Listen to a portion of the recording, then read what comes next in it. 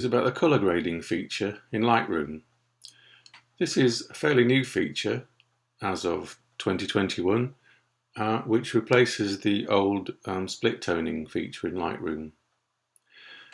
It serves a similar function in as much as you can assign different tones and colours to different lightness areas in your image. So you can assign different tones to the highlights, the midtones and the shadows. This is really effective if you want to create mood, or if you want to correct something that perhaps has been slightly shifted to the warm end of the scale or the cool end of the scale by the lighting that you have at the time. It might be influenced by the time of day or the reflection from something that's coloured in your image. In portraits and still lives, it can be really useful for correcting colour casts in clothing and on skin tones and on particular objects that you know should be a specific colour. In landscape, it's more to do with affecting the mood of the image, so you can assign warmer tones which kind of look more like sunset, or you can assign cooler tones which perhaps are a bit more like morning. And sometimes when you assign different colours to the highlights and the shadows, it kind of looks a bit like some of the film effects that you used to use with different kinds of film, or in the film simulations of some cameras. So if you open the colour grading tool in Lightroom, it sits here in the middle of the panel on the right. You have several options as to how to view it. The first option, with the little three circles, means that you can view all three controls together. So you have the midtones, the shadows and the highlights controlled by these circular controls, all in one workspace. Or you can view them individually, so you can view the shadows on their own and have a larger control, the midtones and the highlights separately. So if I start off with the shadows on this image, the sort of default position is basically neutral, where you have no colour attached to it, and that starts off with a circle right in the middle of the larger circle. As you move it away from the middle and into one of the colour areas, the further you move it towards the edge of the large circle, the more deeper saturated your colour becomes. So I'm working in the shadows at the moment, and you can see the darker tones of this image are taking on the particular hue of the area that I'm working the tool with. So at the moment the shadows are going to a red, and the nearer I go to the edge of the large circle, the redder the shadows become, and the further I go towards the centre, the less saturated they are. If I want to reset this tool, I just double click on it and that circle goes back into the middle.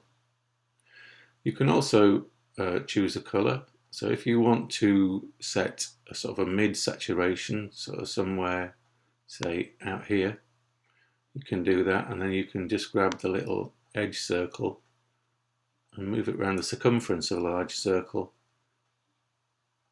to judge which colour you think suits the tone that you're working on. So if on this image, if I choose a sort of fairly dark blue for my shadows and choose to use that fairly well saturated, I can go into my midtones now and choose a different colour. You can see the midtones have much more of an effect on this image, as there are more midtone colours available, just because there are not so many shadows in this picture, as it is a fairly bright sunny day. Whereabouts you have the colour is really up to you, but obviously extremely exaggerated interpretations do look rather odd. So it is kind of more of a subtle effect that most people would probably want to aim for. So if I sort of add some yellowy green to this image, then the midtones in the water give it a more sort of aqua appearance. If I move on to the highlights, I might want to choose, for instance, that looks quite otherworldly, and it looks a little bit like you've added because the highlights are mostly in the sky in this image, it looks like you've added some sort of warming, sort of rosy pinky filter to the sky. Looking quite otherworldly now there. I would say for landscape photos, the colour grading is more of a mood enhancer and a kind of an effects tool, whereas on something like still lives or portraits, it's more about correcting things and adding a little bit of atmosphere, I think, probably.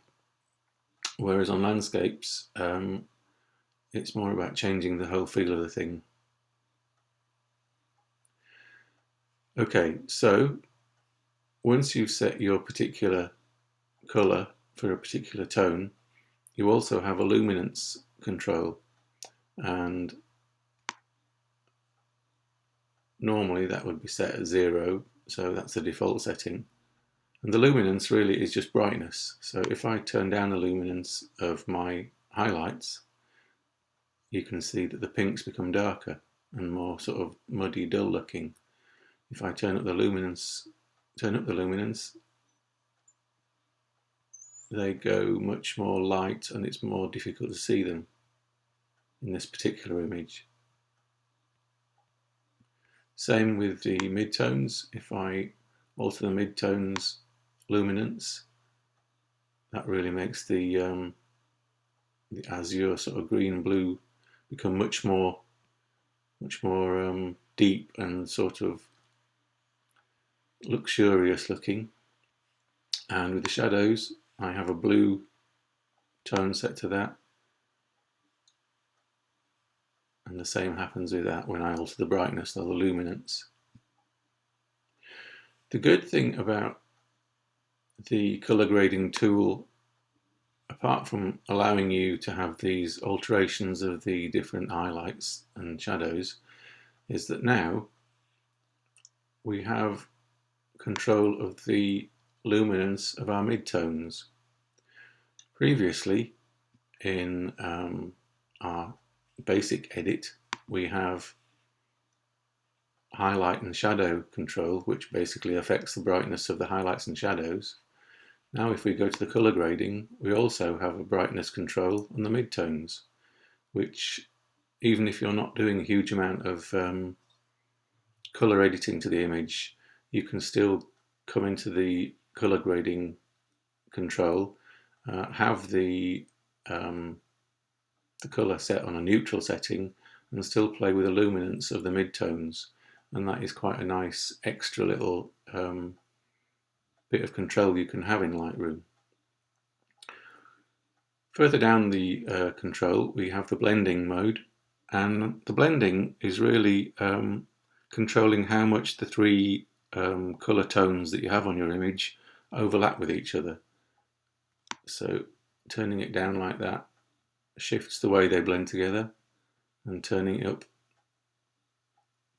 makes it look quite different. So it's kind of blending the three overlapping colours together in different ways. The balance control is really altering the balance of the highlights and the shadows. So balance into the negative tends to favour the shadows, balance into the positive tends to favour the highlights. There's one more control at the end which I haven't mentioned yet, which is the global control. The global control affects all three colours, all three tone areas at once. So the shadows, the midtones and the highlights. So if I just move that around now, it is kind of just like putting a filter over the camera. So if I go into the blue, it affects all the three different tone areas.